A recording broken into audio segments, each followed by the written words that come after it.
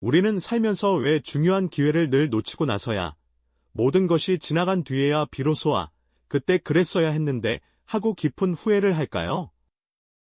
왜 인생의 결정적인 깨달음은 항상 한 발 늦게 이미 돌이킬 수 없는 시점에 찾아오는 걸까요? 어쩌면 지금 이 순간에도 우리는 똑같은 실수를 반복하고 있는지도 모릅니다. 학창 시절, 좀 더 열심히 공부할 걸 하는 아쉬움, 젊은 날 소중한 사람에게 더 잘해줄 걸 하는 미련, 혹은 건강을 돌보지 않다가 뒤늦게 후회하는 순간들까지. 이처럼 우리 삶에는 뒤늦은 이해와 후회의 그림자가 늘 드리워져 있는 것 같습니다. 마치 중요한 퍼즐 조각을 손에 쥐고 있으면서도 그것이 어디에 놓여야 할지 알지 못하다가 모든 그림이 완성된 후에야 비로소 그 조각의 의미를 깨닫는 것과 같다고 할까요? 정말이지 답답하고 이해하기 어려운 패턴이죠. 이것이 단순히 개인의 어리석음이나 우연한 실수의 반복일까요?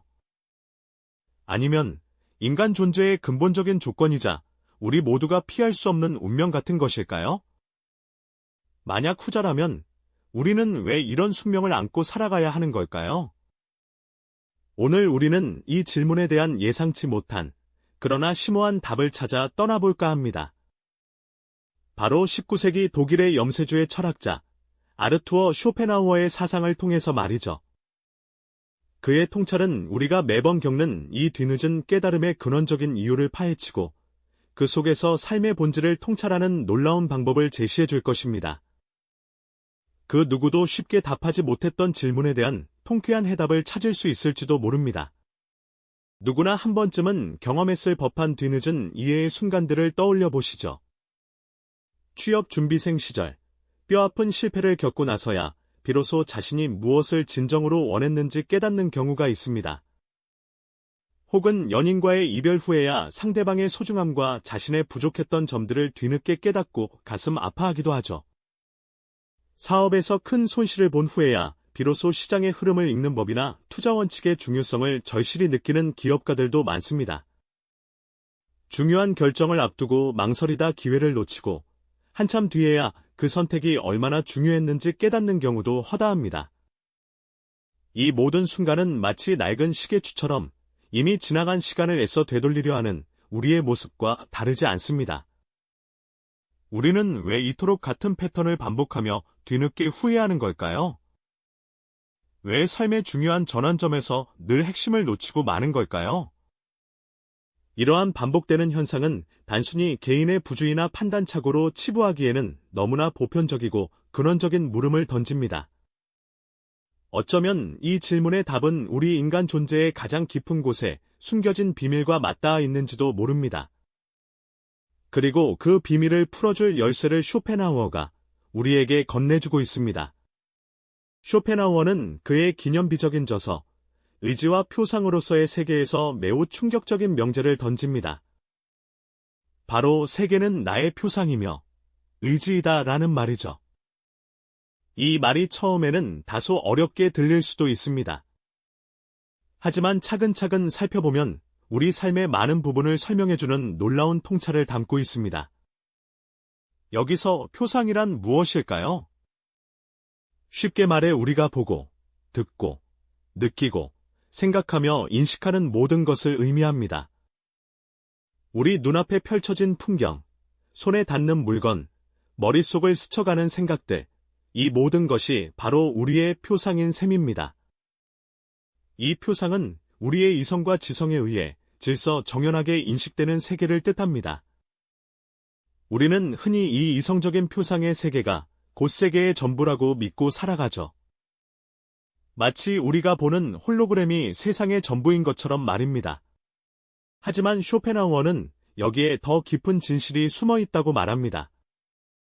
그 진실은 바로 의지라는 것입니다. 그에게 있어 의지는 이성이나 지성으로는 온전히 파악할 수 없는 세계를 움직이는 근원적이고 맹목적인 생명력 같은 것입니다. 마치 거대한 빙산에 보이지 않는 아랫부분처럼 우리의 의식적인 이성 아래에 숨어 강력하게 작동하는 무언가라고 할 수 있죠. 이 의지는 어떤 목적이나 이유도 없이 그저 끊임없이 스스로를 드러내고 욕망하며 존재하려 하는 맹목적인 힘입니다.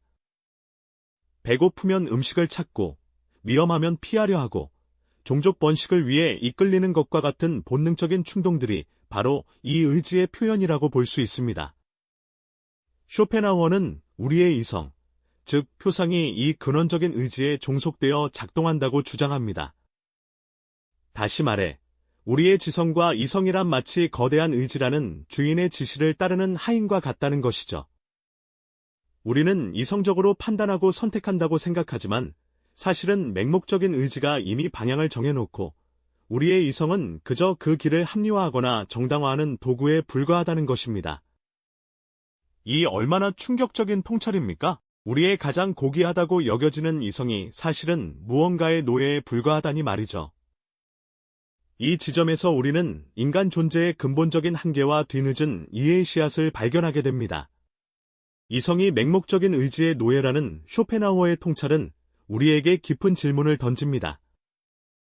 우리는 왜 항상 중요한 순간을 놓치고 모든 것이 끝난 후에야 비로소아 그때 그랬어야 했는데 하고 후회하게 되는 걸까요?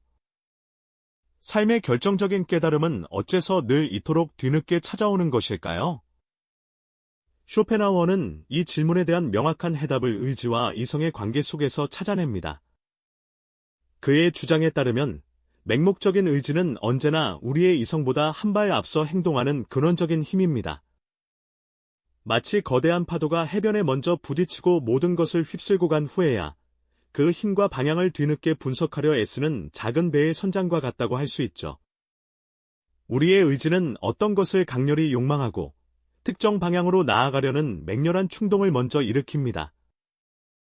그리고 우리의 이성은 그 의지가 이미 시작한 행동들을 뒤늦게 정당화하거나 합리적인 이유를 찾아내 매끄럽게 포장하는 역할을 한다는 겁니다. 예를 들어볼까요? 우리는 때때로 강렬한 충동에 이끌려 주변의 만류에도 불구하고 무모한 선택을 하거나 순간적인 분노에 휩싸여 돌이킬 수 없는 말을 내뱉는 것처럼 이성으로는 이해하기 어려운 일을 저지르곤 합니다. 그 순간에는 우리의 이성이 이것이 최선이다 혹은 어쩔 수 없는 일이다라고 스스로를 설득하며 행동을 합리화하려 하지만 시간이 흘러 모든 것이 끝나고 나면 비로소 깨닫게 됩니다. 아, 그때 내가 왜 그랬을까? 사실은 이러이러한 감정이나 맹목적인 욕망에 휩쓸렸던 거였어 하고 말이죠. 이것이 바로 의지가 먼저 행동하고 이성은 그 뒤를 따라가며 사후적으로 그 본질을 파악하려 애쓰는 과정입니다. 우리의 지성은 의지가 만들어낸 결과물들을 마치 복잡한 미로의 출구처럼 뒤늦게 발견하고 그제야 길을 헤쳐나갔던 발자국들의 의미를 힘겹게 해석하려 노력하는 것이죠. 쇼펜하우어는 인간의 삶 자체가 바로 이러한 의지의 맹목적인 행위와 뒤늦은 이성의 깨달음의 연속이라고 통찰합니다. 우리는 수많은 시행착오와 고통스러운 경험을 겪으면서 비로소 우리의 맹목적인 의지가 어떤 예상치 못한 결과를 초래하는지 직접적으로 마주하게 됩니다. 마치 뜨거운 불에 손을 대어보고 나서야 불은 뜨겁고 위험하구나 하고 온몸으로 깨닫는 어린아이처럼 말이죠. 이성은 미리 위험을 경고할 수 있지만 의지의 강력한 충동은 그 경고를 무시하고 행동하게 만드는 압도적인 힘을 가지고 있습니다. 그리고 그 행동의 결과로 찾아오는 상실감, 뼈아픈 후회, 그리고 고통이라는 쓰디쓴 경험을 통해서야 우리는 비로소 의지의 본질과 그 맹목적인 충동의 위험성을 온몸으로 체감하게 됩니다. 결국 우리가 살면서 겪는 수많은 실수와 아픔, 그리고 그 속에서 얻는 뒤늦은 깨달음은 단순히 개인의 어리석음이나 부족함 때문이 아니라는 겁니다. 쇼펜하우어는 이러한 현상이 인간 존재의 근본적인 조건, 즉 우리의 이성이 맹목적인 의지에 종속되어 있다는 철학적 진실에서 비롯된다고 설명합니다. 우리의 이성이란 마치 거대한 의지의 파도가 휩쓸고 간 자리에 남겨진 흔적들을 뒤늦게 분석하며 그 흔적들을 통해 비로소 파도의 위력을 가늠하려는 고독한 탐구자와 같다는 것이죠. 바로 이 지점에서 우리는 그동안 왜 그렇게 많은 후회를 해왔는지, 왜 중요한 순간마다 늘 한 발 늦은 깨달음을 얻게 되는지에 대한 명확한 해답을 찾을 수 있습니다. 우리의 이성은 의지의 행위를 따라잡기 위해 늘 고군분투하지만 본질적으로 의지보다 뒤처질 수밖에 없는 운명에 처해 있다는 겁니다. 이 얼마나 허무하면서도 동시에 깊은 통찰을 주는 이야기입니까? 우리가 경험하는 모든 뒤늦은 이해는 결국 맹목적인 의지의 본질을 직면하는 고통스러운 과정이자 인간 존재의 근본적인 한계를 인정하는 첫걸음인 셈이죠. 우리가 앞서 이야기했듯이 뒤늦은 깨달음은 인간 존재의 근본적인 한계에서 비롯된다고 했죠. 그렇다면 도대체 왜 우리는 늘 중요한 순간을 놓치고 모든 것이 끝나버린 뒤에야 비로소 그때 그랬어야 했는데 하고 뼈아픈 후회를 하게 되는 걸까요? 우리 인생의 결정적인 깨달음은 왜 항상 한 발 늦게 찾아오는 것일까요? 마치 중요한 시험이 끝난 후에야 비로소 정답을 깨닫고 사랑하는 사람을 잃고 나서야 그 소중함을 절실히 느끼는 것처럼 말이죠. 이런 반복되는 패턴이 단순히 개인의 어리석음이나 우연일까요? 쇼펜하우어는 이 질문에 대한 놀랍고도 심오한 답을 제시합니다. 바로 인간 존재의 가장 근원적인 조건에서 그 이유를 찾을 수 있다고 말이죠. 그는 우리가 사는 이 세상을 나의 표상이라고 정의합니다. 표상이란 쉽게 말해 우리가 감각하고 인식하는 모든 것, 즉 우리의 의식 속에 비춰지는 세계를 의미하죠. 하지만 쇼펜하우어는 이 표상으로서의 세계가 그저 덧없는 껍데기에 불과하다고 주장합니다. 마치 거대한 빙산의 일각처럼 우리가 오감으로 지각하고 이성으로 이해하는 세계는 수면 위에 아슬아슬하게 드러난 극히 일부일 뿐이라는 겁니다.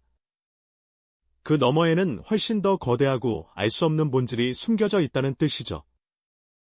그렇다면 이 빙산의 대부분을 이루는 우리가 인식하지 못하는 심연에는 무엇이 자리하고 있을까요? 쇼펜하우어는 그곳에 바로 맹목적인 의지, 즉 어떤 목적이나 이성적인 판단 없이 그저 스스로를 끊임없이 관철시키고 확장하려는 눈먼 듯 맹렬한 생명의 충동이 도사리고 있다고 말입니다. 이 의지는 마치 뜨거운 용암이 땅속 깊은 곳에서 끓어오르듯 우리 존재의 가장 근원적인 심연에서부터 솟구쳐 오르는 거대한 힘이자 모든 욕망과 충동의 원천인 셈이죠. 우리는 이 의지의 물결 속에서 헤엄치고 있는 겁니다. 그리고 우리의 이성, 즉 우리가 생각하고 판단하며 인식하는 고도의 능력인 표상은 이 맹목적인 의지의 하인에 불과하다고 쇼펜하우어는 충격적으로 선언합니다. 이성은 의지를 통제하는 주인이 아니라 의지의 은밀한 명령을 받아 움직이는 수동적인 노예와 같다는 것이죠.